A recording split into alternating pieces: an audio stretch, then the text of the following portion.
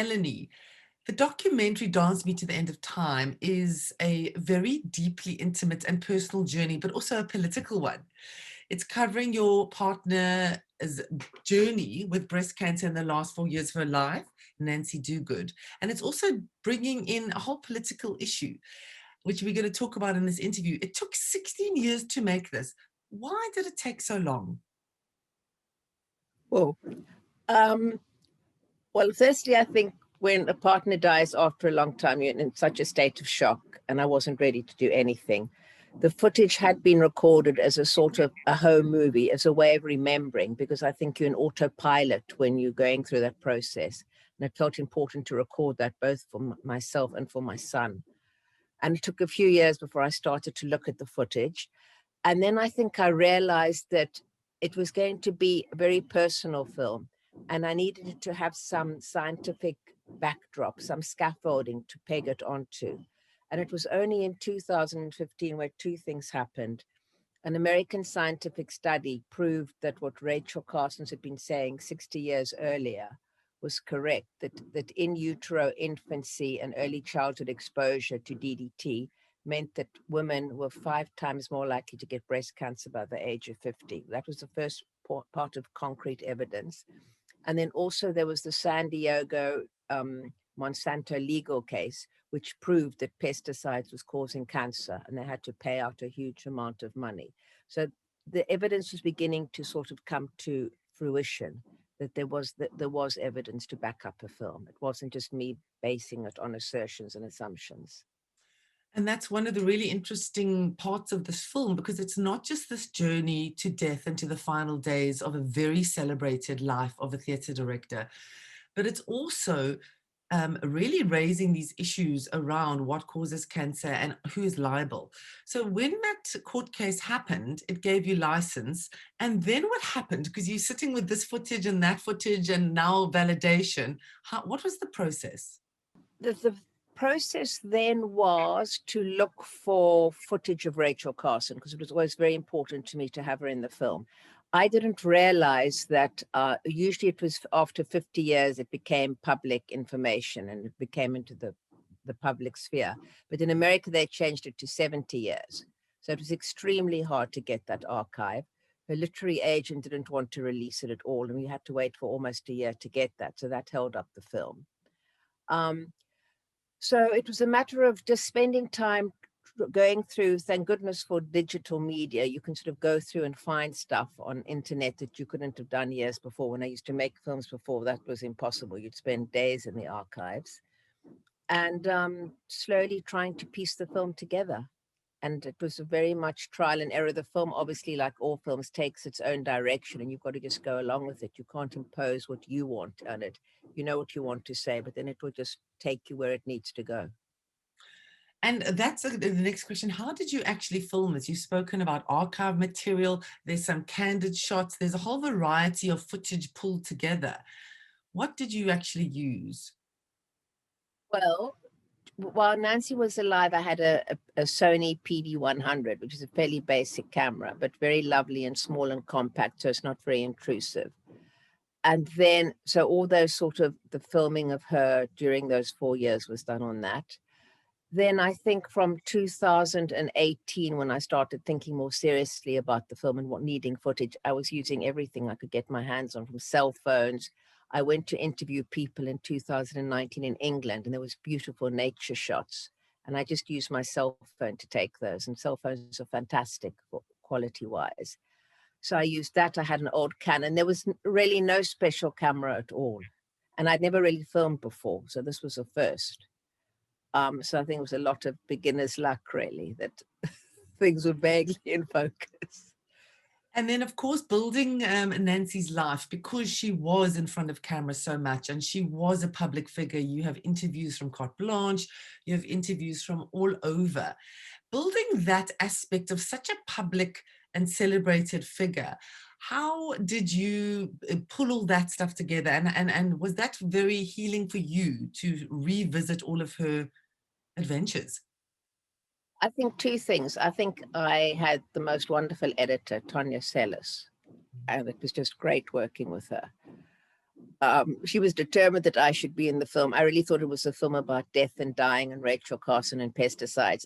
To begin with, I saw no reason why I needed to be in the film, which I kept saying, but the film demands you to be part of it. So eventually she convinced me, and she was absolutely right. What was the second part of your question? Just about the celebrated life of Nancy and how there was so much footage about her. Did that make it easier? Oh, of course, because I mean, I had limited footage, so it was just wonderful to be able to use that. Expensive, but wonderful. Again, this crossing of the camera, because it's a fascinating documentary in that many of the times you are filming Nancy, you're asking the question, so you are very much a part of that. And really, what was that like for you? Did you film it with the view that this may end up being public, or was this just a very private journal you were making of the times? At the time I was filming Nancy, it was a record. It was for Desmond, it was for myself, just to have that memory, because I think memories fade and dim, particularly if the people aren't there to share them with.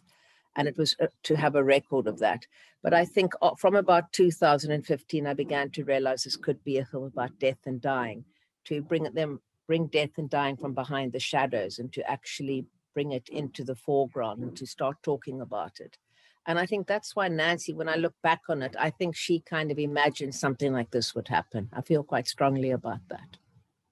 What was one of the most difficult aspects of the making of this, the cutting of the film, of putting it all together?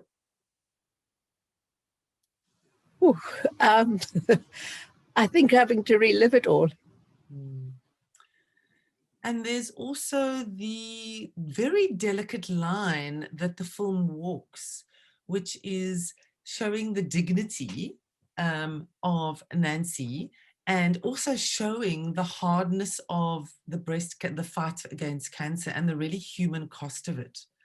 And how was that difficult for you to kind of show her in these very vulnerable and sometimes humorous positions? Yeah, I think I wanted to make a film about death and dying. It felt important. It felt that that's such a taboo subject that we all hide away from it. And that felt one of the driving forces. And therefore, you can't hold back. You've got to be prepared to go the whole way.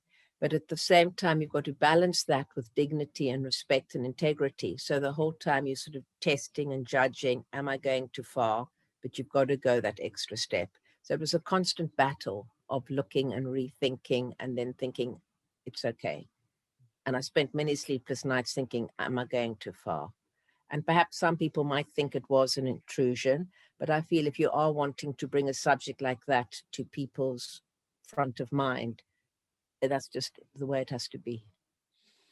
You know, and this entire documentary really just shows such a great love affair between the two of you.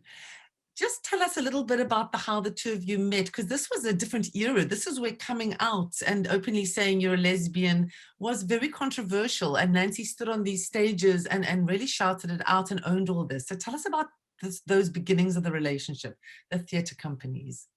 I think she was extremely brave and courageous. I've thought about this a lot. I think fewer people in the 70s and 80s went out with the intention of, I'm going to be an activist. I think you just had the courage of your convictions and you stood up for what you believed in, and then you were called an activist. But I don't believe people went out and said, you know what, I'm going to be an activist. What do I have to do that? You just became an activist because you believed in what you believed in, and you felt you had to expose the world to what you thought was true and undermine conventional wisdoms. So I think that's really how it came about. And again, though, this, you know, stepping out with this all lesbian theatre company, there was a lot she did out there in the world. Were you a part of that era of her life? When did you connect? We met in the 80s. I was a political documentary filmmaker, so she was sort of more in the arts and I was more in politics. And that was a fabulous combination because I think we both learned so much from each other. We had done very similar things. She had done a theatre piece on lesbian mothers. I'd done a documentary on lesbian mothers. And there were various other things that we had connected on. She had done a theatre piece for Amnesty International. I'd done a film for Amnesty International. So without knowing each other, our paths had crossed in different ways. There's a scene in the movie, and we've spoken about this, in which she is taking us to the garden in the Cotswolds.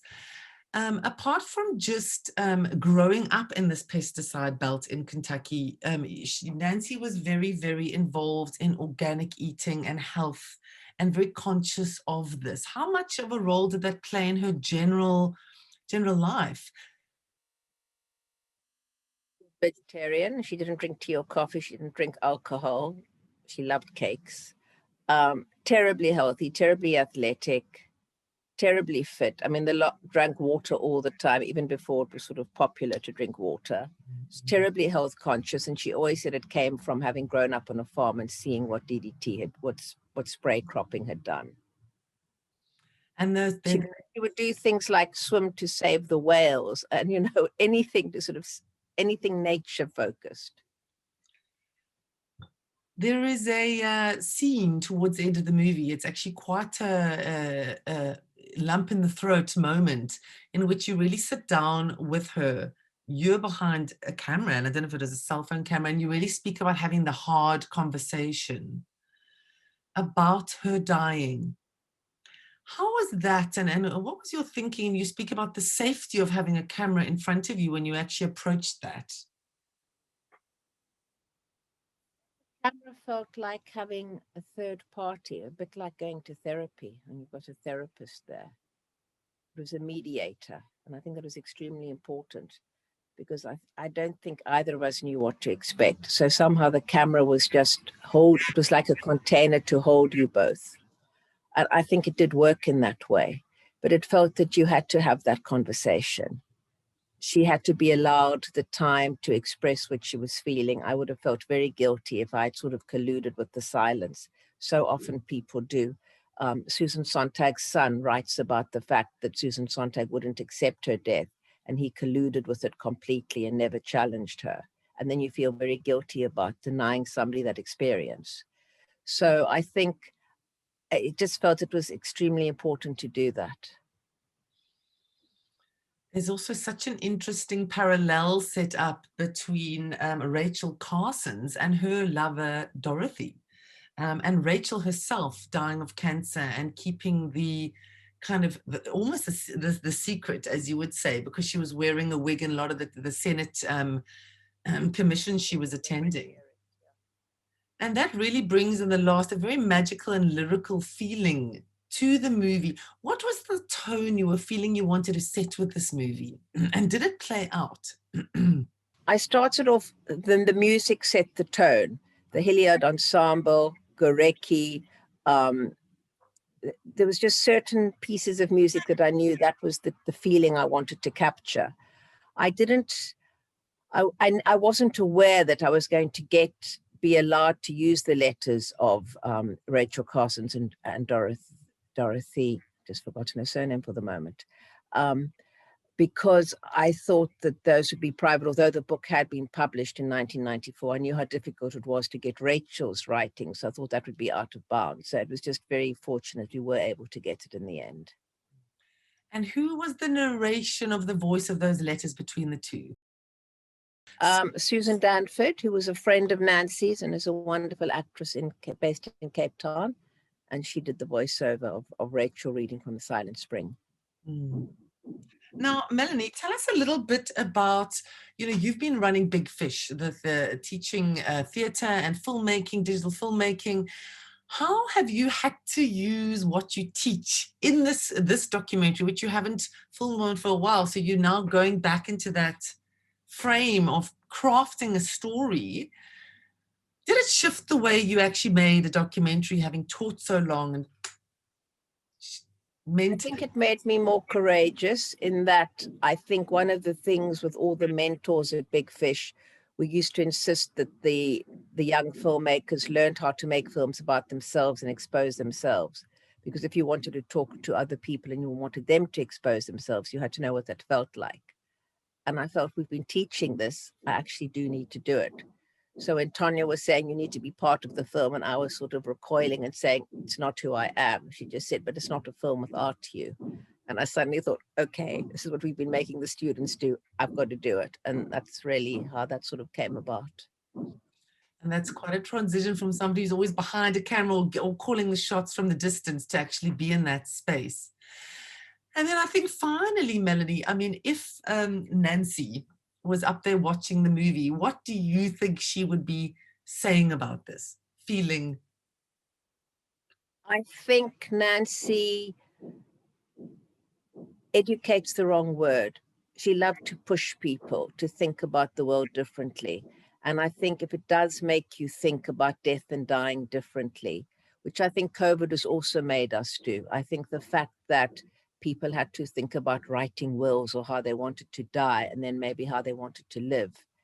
And then I think also about how understanding the interconnectedness of nature, how with COVID in particular, human activity has been so reduced and nature's flourished again, be it plant life, marine life, or animal life, all coming back again. If we can just make those connections and understand, I think she'd be very thrilled if the film could make those connections for people. Well, I hope so. Thank you so much. Thank you.